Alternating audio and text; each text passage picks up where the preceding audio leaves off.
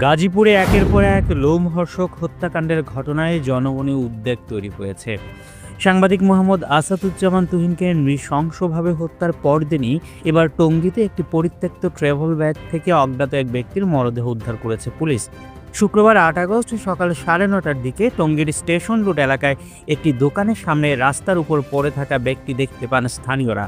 Bag থেকে দুর্গন্ধ ছড়াতে থাকলে তারা বিষয়টি পুলিশকে জানান। খবর পেয়ে টঙ্গী পূর্ব থানার পুলিশ ঘটনাস্থলে পৌঁছে ব্যক্তি খুলে কালো পলিথিনে মোড়ানো অবস্থায় এক অজ্ঞাতনামা পুরুষের খণ্ডিত মরদেহ উদ্ধার করে।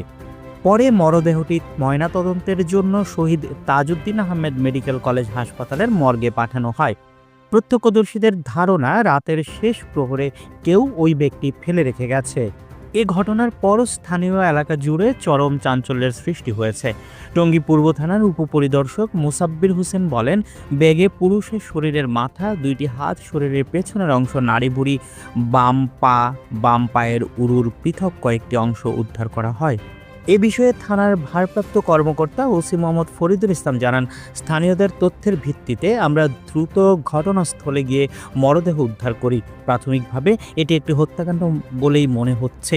বিষয়টি গুরুত্বের সঙ্গে তদন্ত করা হচ্ছে এবং দোষীদের শনাক্ত ও আটকানোর চেষ্টা চলছে। Shams Alauddin, desk news, 0 TV.